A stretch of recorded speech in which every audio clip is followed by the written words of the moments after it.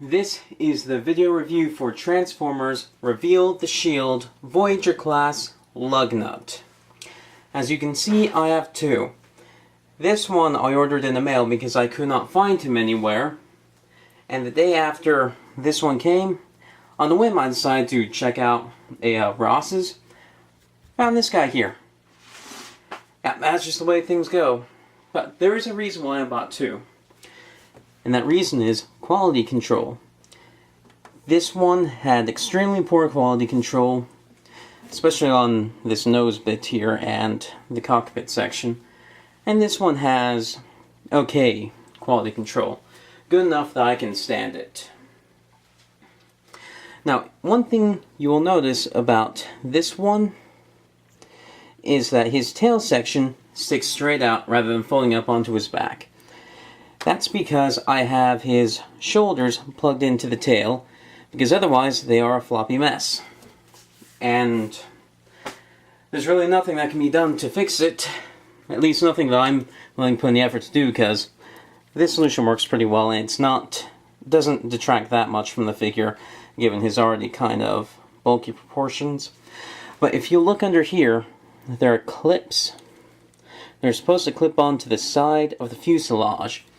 But somehow the plastic on this guy, it's very flexible and it's warped away from the fuselage, so it's just never going to clip. It's just not something this figure is capable of doing. This one can do it on one clip, so I have to do the same thing with the tail, but it has enough other places where the quality control is better, like the chest piece here actually clips in decently. Now on this one, it doesn't even clip in, even though it's in there pretty solidly, and that's because I tightened the joint here with super glue. And that actually, while it makes both modes work pretty well, the problem is that it is super tight. I cannot enjoy transforming it just because of how hard I have to tug on it. So this figure is great if you don't have to deal with quality control issues. If you have to deal with quality control issues, he's not that great. So that's why I bought two. And yeah, let's get into the actual figure I will be reviewing, the one with decent quality control. As you can see, it has a very broad wingspan and a very nice cockpit section. Well, this one does, the other one doesn't. Has the tire mouth on the side, the front window like a lot of the bombers from World War II era had, like the B-17 Flying Fortress and the I think it's a B-29, B-29 Super Fortress, and then the German Hinkel HE-11. Yeah, so I really love the cockpit. It looks like a lot of airplanes I like a lot. The wingspan the same, although the turbines here, I get why they're done, because otherwise the arms wouldn't be able to turn to the wings and be jointed properly, but I would have preferred propellers. And then the back section of it actually reminds me more of a cargo plane like the C-130. So it looks like a lot of things, and it looks really nice. I really like it. I especially like the military green they have on it, especially in contrast to the purple the Japanese variant has. So let's get into the transformation. To begin, turn it upside down and pull up on the legs. And that'll free up this torso section. Rotate them around like this at the hip, and this will make it so that they split apart a little bit, because like this they can't get close enough to peg together. And then rotate them about above the knee, hinge the knee inward like that, and then fold these in half, and then bring down the feet.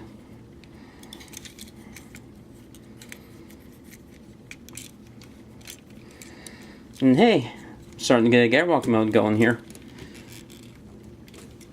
Next thing you will do is you will take the cockpit here, flip it up, then take the tail, pop it out, and then rotate this up and around. Yeah, this guy, he's big in jet mode, and he gets bigger while you're transforming him until he gets smaller as he starts to condense down. Take this, push it in, and that'll transform the chest. And then just keep it going in until on the slider there's a little purple piece here that needs to be all the way forward.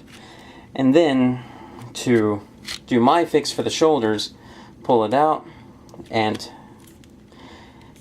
clip these in. And really that's essential on my figure, because otherwise the shoulders are just floppy. Then turn this around, and I did a little bit of a modification here so this cannon can go all the way forward. Normally only goes up about that far. It's pretty simple to do, just carve away some of the plastic here. And I think it makes having this long tail section here a bit less objectionable, because you get something out of it beyond just shoulders that work when they should work anyway. Then this part here will rotate up, clip into place. It won't clip into place super well, especially depending on quality control, but on mine it does it well enough. If you absolutely need to, I suggest a drop on one of these parts that it hinges on. No more. This plastic takes the super glue very, very well. Now let's start to stand him up.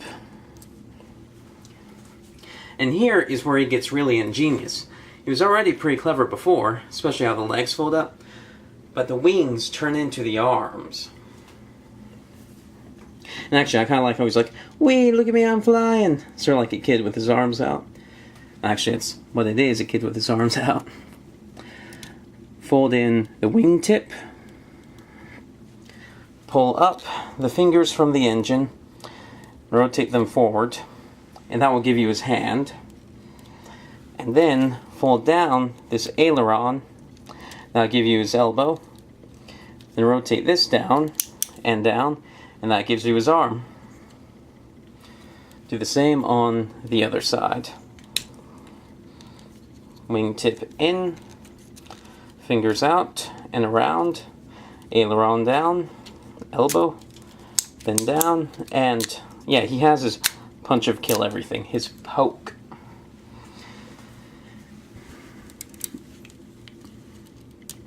And here we go. This is my good Lugnut in robot mode. He really is a good-looking figure. Well, minus the tail, but that's a quality control thing. A solution to quality control. He really is a nice-looking figure, and I really like him. The best thing about him, really, are his arms, because they're so clever, and while they're not perfectly jointed, and they are jointed in kind of a different way than you would expect, they are jointed very, very well. They go out first, then rotate, and then he has shoulder movement here, and then elbow, and then he has quite articulated hands. These two fingers are on the same joint here, and then the actual tips of the fingers are separate. This can rotate if you need it to, and then his thumb can move. And then his head can turn, and the mouth can open, but only if his head's facing forward. His legs are quite nicely jointed too. They go forward, and this is another good thing about having this like this, because if it's like this, then the tail doesn't get in the way of the legs, and that allows for this much of a bend at the knee. And then his feet can go forward like this, and then the toes and heel can bend. So really, this guy is a nice figure, and if you have access to multiples, so that in case one of them has bad quality control, I do recommend picking this guy up. Yeah, his ankles are a little bit weak. They're even kind of weak with him leaning forward, even with that big tail bouncing him back. So the tail may actually help with balance. And here he is with his twin.